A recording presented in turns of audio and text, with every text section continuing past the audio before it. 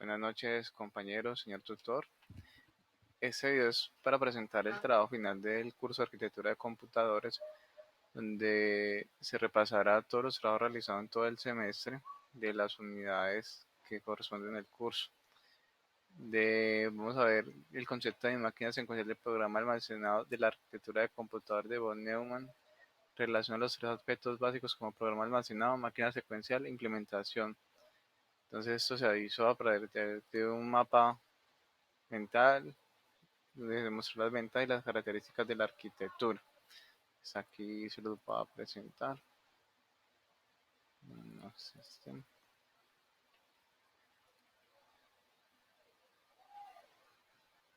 bueno, ese fue el mapa mental.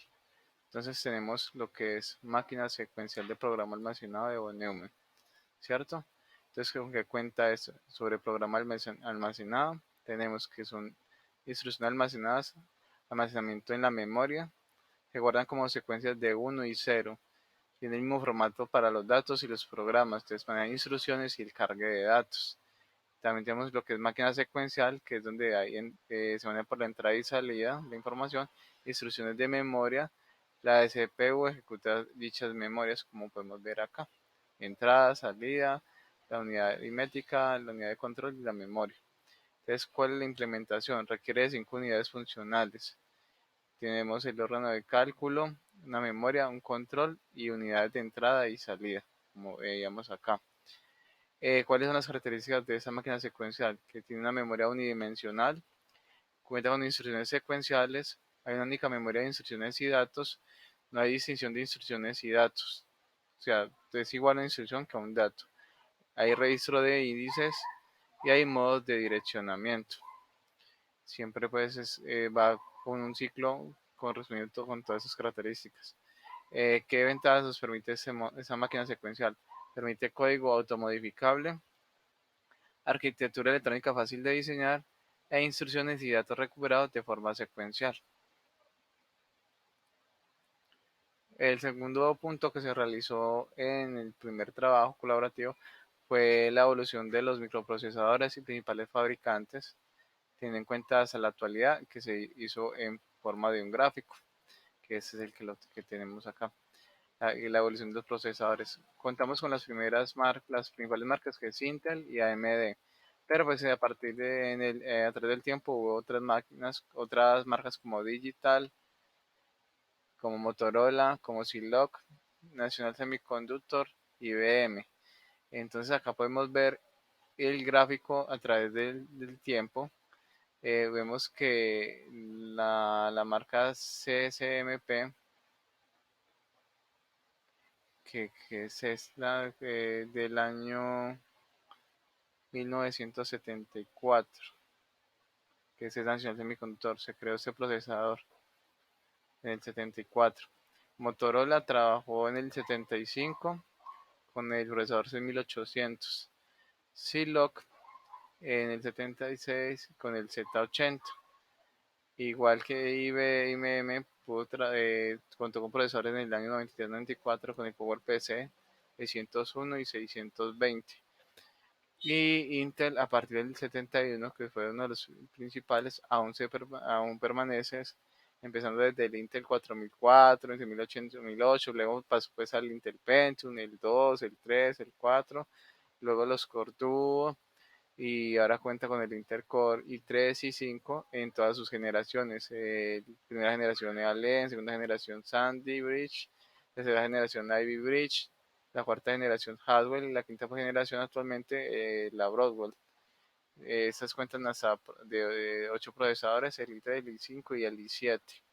Igual a AMD, que a pesar de que no pues inició tanto tiempo con Intel, aunque pues van muy de la mano, en 1900, ellos esperaron a dar grandes pasos. En el 91 empezó con el AMD MX86 y vimos que avanzó mucho cuando empezó a crear el Atlas 64, que fue el primer procesador con 64 bits. Hoy en día se conoció el Phenom 1, 2 y el Athlon 1 y 2. Ahora estamos manejando lo que es el Bulldozer y los procesadores FX que manejan hasta 8 núcleos. Actualmente el último que tenemos es el AMD Carrizo, que es un FX de 8 núcleos. Y aún pues siguen estando estas dos marcas en el mercado y pues imagino que saldrán muchos más procesadores con más potencia. Sabemos pues la gráfica a través de los años de las iguales empresas. Intel siempre va a la cabecera y seguido por AMD. Bueno, el otro que se trabajó fue el enfoque funcional y la estructural de una computadora basada en la arquitectura von Neumann. Entonces se hizo un cuadro, otro mapa, se hizo otro mapa conceptual sobre este enfoque funcional. Y los voy a acercar para poder explicárselo. La arquitectura de von Neumann de un computador, entonces tiene un enfoque funcional y un enfoque estructural. Dentro del enfoque funcional tenemos las operaciones que realizan. Es el procesamiento de datos, el traslado de datos, almacenamiento de datos, operaciones de control, facilidad de procesamiento de datos, aparato de traslado de datos, facilidad de almacenamiento de datos y las operaciones de control están el mecanismo de control. Procesa, da la facilidad, traslada para poder pues pasar la información, almacenar los datos con facilidad y hay un mecanismo de control. La casa del enfoque estructural, lo cual contiene unos componentes que son el sistema de procesamiento de la CPU, sistema de almacenamiento que es la memoria y sistema de entrada y salida. Dentro del procesamiento tenemos que es la que trae las instrucciones de la memoria y las ejecuta. Requiere un almacenamiento temporal interno, se emplean registros para suplir dicha necesidad. Ahí es donde tenemos lo que es el microprocesador, el cual cuenta con un organismo de cálculo o unidad de ejecución, unidad aritmética lógica que es la ALU, o una CPU que es el mecanismo de control, unidad de control, en los registros de lanzamiento temporal. Entonces, acá está el sistema de lanzamiento que es la memoria, como todos conocemos, permite el almacenamiento de datos y programas. Tenemos varios tipos de almacenamiento, principal, secundario e intermedio. El principal está la memoria principal, consiste en un arreglo de celdas de almacenamiento de lectura y escritura donde residen los programas para que el procesador acceda a ellos. Es temporal para que los programas estén allí, listo, principal. La memoria volátil, una vez que se complete la ejecución, se apaga el equipo, todo se borra. Esto se ahorra siempre que apaga el equipo. El almacenamiento básico, que es el del secundario, es permanente y almacena datos y programas durante largo tiempo en forma de archivos. Eso es lo que son el disco duro como tal, simplemente en tecnologías magnéticos como discos. ¿Sí? El intermedio están los cachés, que permite acelerar el acceso a programas y datos durante la ejecución.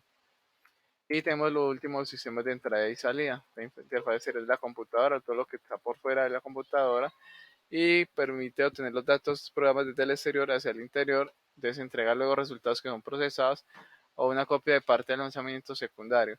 Uso de periféricos que son dispositivos de entrada y salida, como conocemos, entrada como es el teclado, el mouse, de salida como es el monitor, las impresoras. Entonces, pues acá está lo que, en resumen, lo que es el enfoque funcional y estructural. Bueno, de acá pasamos lo que fue el segundo trabajo colaborativo, que se hablaba sobre el sistema numérico, sus conversiones en el sistema binario, el decimal, el hexadecimal. De aquí se los voy a presentar. Entonces se hizo también un mapa, se hizo un mapa sobre este tema. Fue algo largo, complejo. Entonces vamos a explicarlo brevemente. Tenemos los sistemas numéricos. Entre esos sistemas numéricos está el sistema decimal, el sistema binario, el sistema hexadecimal. Ya tenemos unas conversiones, que son los primeros que trabajamos. Entonces el decimal es el que incrementa con base al 10 y a las potencias. Tenemos que son números del 0 al 9. Decimales son las potencias negativas de los decimales de 10 y un separador decimal entre la parte entera y la parte fraccionaria para poder hacer lo que es las partes negativas. Entonces, entre el sistema binario son los que representan solo con dos cifras, que es el 0 y el 1. Entonces, existen unas operaciones matemáticas para el sistema binario. Entonces, tenemos la adición, que es la suma normal de dos bits. Existen combinaciones. Entonces, 0 más 0 es igual a 0. Acá están entonces las que hay. 0 más 1 es igual a 1 y 1 más 0 es igual a 1. 1 más 1 es igual a 10. Siempre va a ser así. Acá hay un ejemplo de lo que es la suma. Aquí dejo la primera parte del video, para la primera parte ya se la agrego. Continuando con el video, estamos hablando de los sistemas, del sistema binario. Las operaciones vimos que era cuál era la suma, la sustracción. De las restas básicas son 0 menos 0, 1 menos 0 y 1 menos 1. Entonces podemos ver que 0 menos 0 es igual a 1. 1 menos 0 va a ser 1. 1 menos 1 es igual a 0 y 0 menos 1 es 1. Es una resta, supuestamente es una resta imposible, ¿no? En binario porque no hay números negativos. Entonces no puede ser así. Entonces sería 1 menos 0 o 1 menos 1. Hacemos el ejemplo de la resta. Lo que puede restar, lo que da, está como se cumple acá. Entonces 1 menos 0, 1. 0 menos 1, 1. 0 más 0, 1. Pues aquí está. Listo, entonces lo que es el producto de la multiplicación, los factores de la multiplicación solo pueden ser ceros o unos, el producto solo puede ser 0 o 1. 0 por 0 es 0, 0 por 1 es 0, 1 por 0 es 0 y 1 por 1 es 1. 1 por 1 es unificar 1. El ejemplo, la división no son posibles en el consciente tras cifras que unos y ceros. Entonces acá está lo de ejemplo. Solo son posibles conscientes tras cifras que sean unos y ceros. Divisiones entre estos números y va siempre a dar unos o ceros. Hay unas operaciones lógicas que es AND o es que sí, OR o, es OR y NOT. Entonces AND es aquella operación que es verdad cuando los dos operandos son verdad. Es decir, 0 y 0 es igual a 0, 0 y 1 es igual a 1, 1 y 0 es igual a 0, 1 y 1 es igual a 0. Con lo que es OR es aquella operación que en verdad cuando alguno de los operandos es verdad. Entonces 0 o 0 es igual a 0, 0 o 1 es igual a 1, 0 o 0 es igual a 1 y 1 o 1 es igual a 1. X o R es aquella operación que de verdad cuando exclusivamente uno de los operandos es verdad. De 0 SOR a 0 es igual a 0, 0 SOR 1 es igual a 1, 1 SOR 0 es igual a 1, 1 SOR 1 es igual a 0. El NOT es cuando el operando solo operando en el cual cambian, o sea, la operación con un solo operando en el cual cambian el 0 por el 1 y el 1 por el 0. Entonces cambia al revés, 0, 1, 1, 0 porque no es. Tenemos el sistema hexadecimal, que es un sistema de numeración posicional que tiene como base el 16. Se usó todo el examen vincular, la informática y las ciencias de computación. Entonces, ¿qué lo hace el sistema decimal? Igual que hexadecimal, igual que el decimal, me da del 0 al 9. Pero los restantes números, los otros 6, van a ser letras, de la A a la F. ¿Listo? Porque no llegamos hasta el 16, sino que a F, porque necesitamos un solo dígito. Entonces vamos a explicar más o menos las conversiones que hay en esos sistemas. Entonces de decimal a binario se dice que se divide el número decimal entre 2. El resultado entero se vuelve a dividir en 2 y así hasta que el dividendo sea menor que el divisor 2, es decir, que sea 1. Entonces aquí está el ejemplo. 131 viene a ser en sistema binario 1, 0, 0, 0, 0, 0, 11. El binario decimal, que es el contrario, inicia por el lado derecho del número binario y cada dígito multiplicarlo por 2 elevado a la potencia consecutiva. Es como podemos ver acá. Cada dígito multiplicado por 2 a la potencia consecutiva.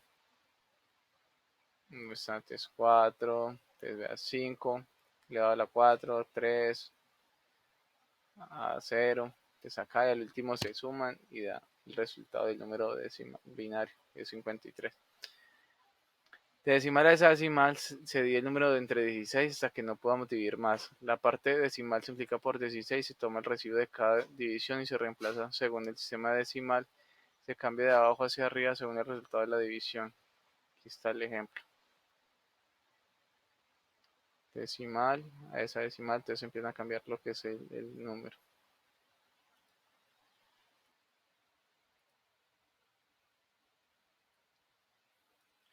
Bueno, continuamos. Vimos cómo se dio el cambio de decimal a hexadecimal. Ahora vamos a ver de hexadecimal a decimal. Dice que se expresa cada dígito de hexadecimal en números decimales según el valor que corresponda, de 0 a 16. Luego se multiplica cada número por 16 según su posición y por último sumar todo. Es muy parecido al cambio de binario a decimal. Entonces sería, por ejemplo, acá está. Ese es el segundo método, es el método si esa decimal la decimal lista.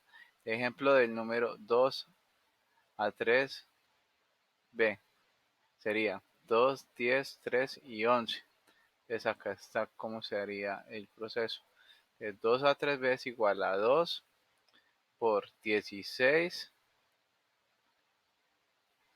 al cubo más 16 al cuadrado más 3 por 16 sobre 1 más 11x, que es el b del 11, por 16 elevado a 0. Entonces nos da 11 más 48 más 2560 más 8192. Se suma todo y da 10.811, que viene a ser el número decimal que antes era 2 a 3b. Bueno, ahora de binario de hexadecimal. Para este caso es necesario dividir el binario en grupos de 4, empezando de derecha a izquierda.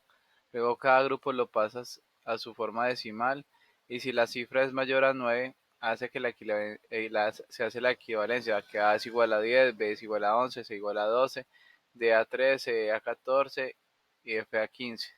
Entonces estaría lo que es del 0 al F, entonces sería del 0 al 15. Finalmente simplemente se concatena las cifras en ese orden, o sea, no se suma, sino que cada resultado se va poniendo por un dígito. Entonces hacemos 1111, entonces dice es igual a 15, 1101 igual a 13, entonces acá tenemos todo como va dando, listo, que sería f de 16. La hexadecimal a binario. La codificación de cada valor hexadecimal a su representación binaria. Un valor hexadecimal está constituido por un número de 0 a 9 o una letra de A a F. Cada valor hexadecimal se puede convertir en un valor binario consistente de 4 números o solo pueden ser 0 o 1. Entonces es al contrario, ¿no? Como decir el valor hexadecimal 3F a binario. El proceso consiste en convertir cada valor hexadecimal a su equivalente binario. 316 equivale a 001112F16, equivale a 11112 3F16, equivale, entonces acá quedó todo a binario. 0011111112. Y esto es como todo lo que tenemos que ver de los sistemas numéricos, sus conversiones y los métodos para hacerlo. Continuando con los puntos de los trabajos realizados en el curso de arquitectura, encontramos lo que son los registros de un procesador 8086. Eso se hizo a partir de un gráfico, el gráfico que lo voy a presentar aquí en este momento, de cómo se manejaba. Acá está un poco borroso, pero bueno, ya voy a explicar. Entonces, los registros de segmentos venían por áreas de 64 kilobytes dentro del espacio de direcciones de 1 megabyte del 8086. Tenemos los segmentos de código, segmentos de datos, el segmento de pila, el segmento extra. Entonces pasa por el registro IP,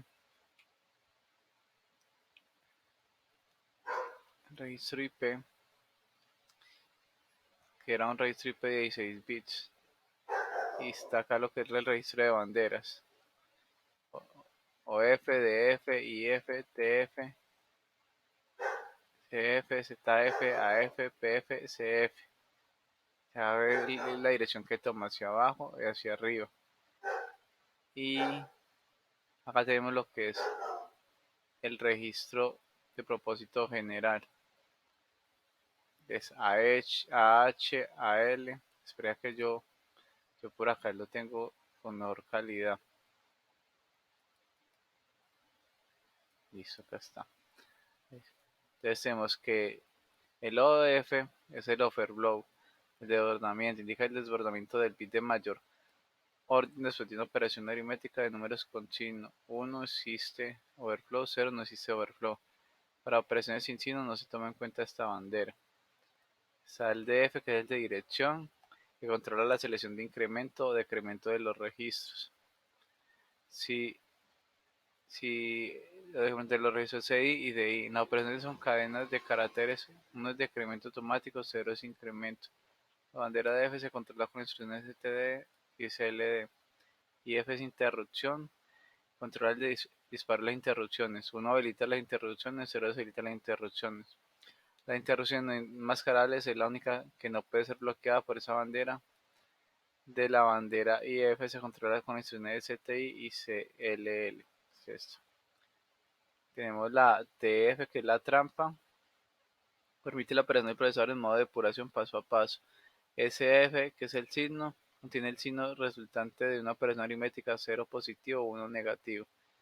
ZF, que es 0, indica el resultado de una operación aritmética o de comparación. 0 es igual al resultado diferente de 0, 1 es resultado igual a 0. AF es acarreo auxiliar, contiene el acarreo del bit 3. Esta bandera se prueba con instrucciones de AA y de AS para ajustar el valor de AL después de una suma o resta. PF es paridad, indica si el número de bits 1 del byte menos significativo de una operación es par. 0 es igual al número de bits 1 es impar y 1 es igual al número de bits 1 es par. Y CF, que es acarreo, contiene el acarreo del bit mayor de orden después de una operación aritmética. También se almacena el contenido del último bit en una operación de desplazamiento de rotación. Y aquí ya tenemos los que son los registros de propósito general. AH, AL, que son los acumuladores. BH, BL, que es la base. El CX, que está el CHSL, que son los contadores. Y DH y DL, que son los datos. Tenemos en cuenta que los que tienen H son de alto y los que tienen L son de bajo. Acumulador bajo, acumulador alto, base baja, base alta, contador bajo, contador alto, datos bajos, datos altos. Tenemos el registro de apuntadores, que son apuntadores de pilas de 16 bits. Y este es el apuntador de base de 16 bits, que es BP y SP. Los registros de índice, tenemos el registro índice fuente de 16 bits, SI, y de ahí el registro índice de destino 16 bits. Así es como se manejan todos los registros del procesador 8086. Y fue el último gráfico que se trabajó en las unidades del curso de arquitectura de computadores. Por último, tenemos el progreso y los avances de la tecnología de los semiconductores en relación a los microprocesadores tipo CISC y RISC. Para eso se hizo un cuadro de comparación, cuadro comparativo de los progresos y avances de estas tecnologías de semiconductores en los procesadores. Entonces, en la arquitectura sí tenemos que es un conjunto con computadoras con un conjunto de instrucciones complejo. También el RISC es son computadoras con un conjunto de instrucciones reducido, es complejo y es reducido. La arquitectura CIS tiene una mejor capacidad de procesamiento, pero su estructura de hardware es más compleja. Y la arquitectura RISC tiene tecnologías de semiconductores comparables e igual frecuencia de reloj. Un procesador RISC típico tiene una capacidad de procesamiento de 2 a 4 veces mayor que la unidad de un CIS. Es un poco más completo, ¿no? Los microprocesadores SID tienen un conjunto de instrucciones que se caracteriza por ser muy amplio y de permitir operaciones complejas entre operandos situados en la memoria, los registros internos, en contraposición a la arquitectura RISC. Introducciones de tamaños fijos y presentados en un reducido número de formatos RISC. SID es más potente que el RISC. Los sistemas SID de alto rendimiento implementan un sistema que convierte dichas instrucciones complejas en varias instrucciones simples del RISC, llamadas generalmente microinstrucciones. Y acá en el RISC solo son las instrucciones de carga y almacenamiento solo las instrucciones de carga y almacenamiento en la memoria de datos, solo estas. En el SID, para realizar una sola instrucción de un cheat sí requiere de 4 a 10 ciclos. Y en el RISC el cheat típicamente tendría menos transitores dedicados a la lógica principal y permite al diseñador flexibilidad considerable. El SID reduce la dificultad de crear compiladores, permite reducir el costo total del sistema, reduce los costos de creación de software, mejora la compatibilidad del código y facilita la depuración de los errores.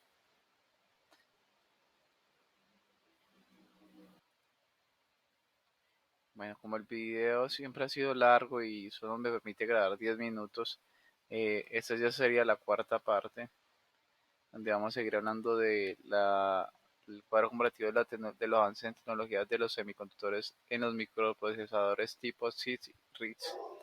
Habíamos dicho que el CISC reduce la dificultad de crear compiladores y el RISC incrementa el tamaño del conjunto de registros. El CISC permite reducir el costo total del sistema, mientras que el RISC mayora la velocidad en la ejecución de instrucciones. Se reduce los costos de creación de software y el RISC implementa medidas para aumentar el paralelismo interno. El CISC facilita la depuración de errores y el RISC añade otras funcionalidades como ES y relojes para microcontroladores.